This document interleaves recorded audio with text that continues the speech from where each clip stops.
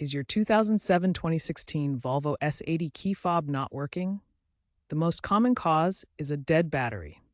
You'll need a small flathead screwdriver or plastic pry tool and a CR232 battery available for $13. Replacing the battery is a simple DIY task with a high success rate. Newer Volvos, post-2016, are moving towards digital key solutions, but for your S80, this fix will get you back up and running quickly.